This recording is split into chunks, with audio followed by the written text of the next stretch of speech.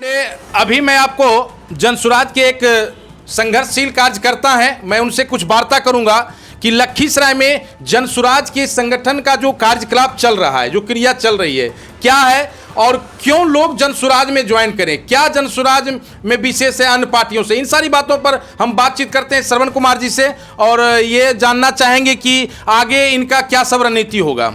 ये श्रवण जी, ये आप बताइए कि अभी जो लखीसराय में जनसुराज की क्या वर्तमान स्थिति है।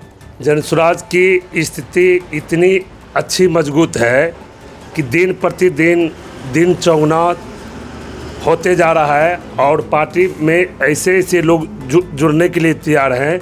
इनकी सोच समझकर इसमें सोच ऐसे लोगों को रखा जाता है जो कि इनकी विचारधारा बेरोजगारी है, शिक्षा है और सामाजिक कल्याण की बातें, किसानों की बातें लेकर सारे विकास की बातें होती है। आज जनसुराज एक ऐसी पार्टी है, सारे पार्टी से उठकर, सारे संविधान से उठकर, सारी नीति के तहत अपने लोगों को रोजगार देने की बात करते हैं, विकास करने की बात करते हैं और 15 बरस बच्चे और बच्चियां को फ्री ऑफ कॉस्ट में अच्छे से अच्छे स्कूलों में शिक्षा देने की बात करते हैं, किसानों की सिंचाई की व्यवस्था करने की बात करते हैं, उनकी अन्न जो उपार्जन किसान करते हैं। आज जो गुजरात में, पंजाब में जिस रेट में तय किया जाता है, बिहार की स्थिति इतनी दयनीय है कि वहाँ की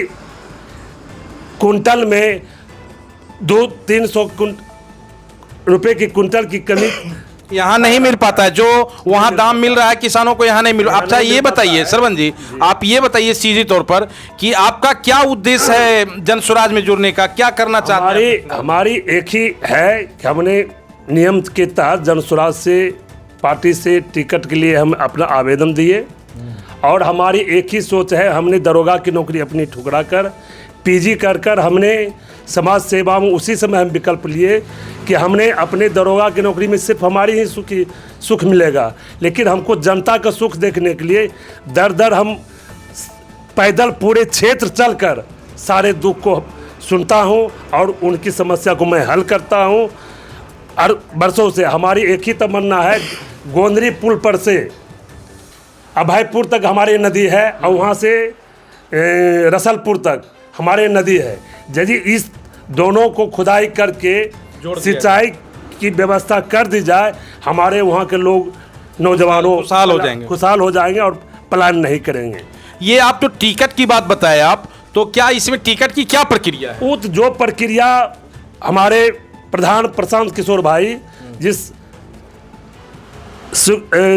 जिस नीति से तहत तय किया जाएगा, वो तो सारे प्रक्रिया पूर्ण करने के बाद और उसे व्यक्ति को ही तो आप कौन से विधानसभा क्षेत्र के लिए किए हैं। हम सूजगढ़ा विधानसभा से विधानसभा के लिए किए हैं।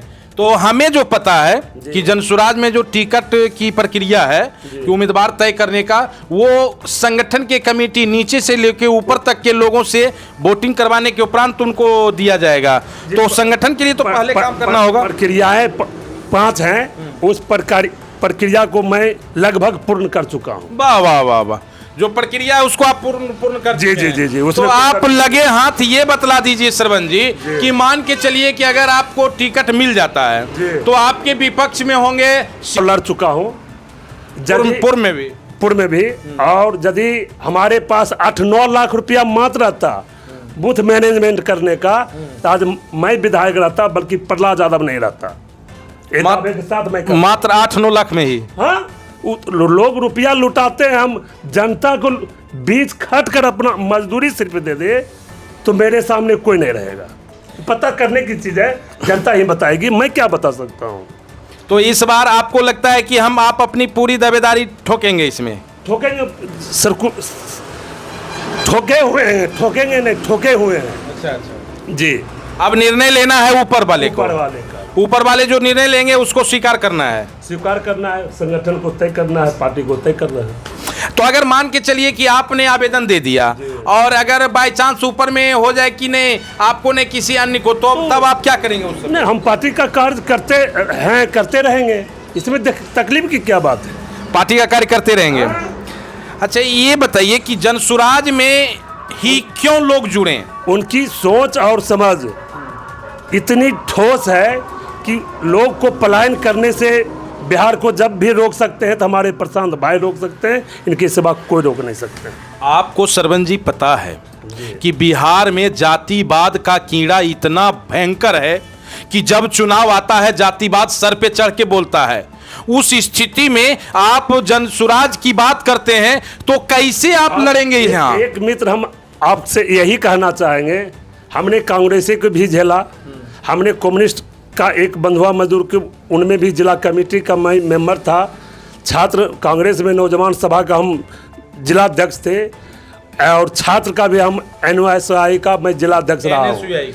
लेकिन हमने सारे विद्यार्थियों से भी अपनी उस समय DM साहब और SDO साहब हमको कहे थे कि नेताजी थोड़ा सा आप अपना नेचर बदल लीजिए, माले माल हो जाइएगा।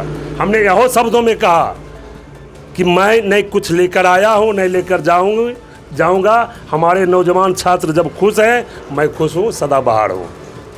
अगर मान के चलिए ठीक है, आप तो आपके जो आप बता रहे हैं जिस ढंग से, तो आप जरूर है कि आप संगठन से जुड़ के कार्य नहीं बताएगी, मैं बता नहीं सकता हूँ।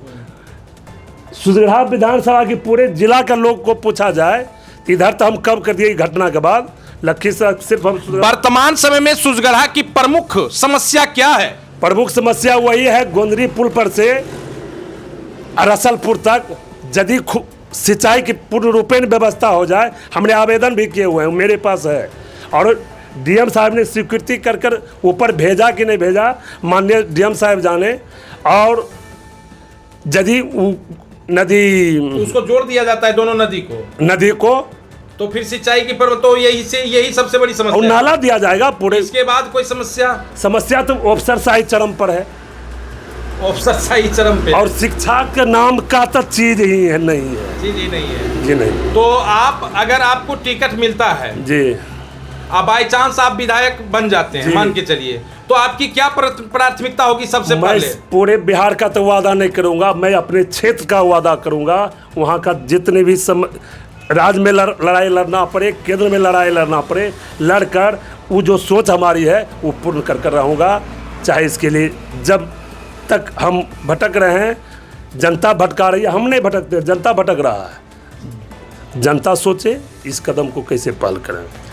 देखिए, ये सारी वार्ता सुनने के बाद ये तो स्पष्ट हो गया कि श्रवण कुमार जी पूरी तरह से ये कमर कस लिए हैं कि इस बार जो है हमें जनसुराज से चुनाव लड़ना ही लड़ना है सुजगढ़ा विधानसभा से। इसके लिए ये आवेदन भी पार्टी में दे चुके हैं, जो प्रक्रिया है उसके तहत, और ये मान रहे हैं कि अगर हमें टिकट मिलती है तो मैं अच्छा खासा बहुमत भी लाऊंगा।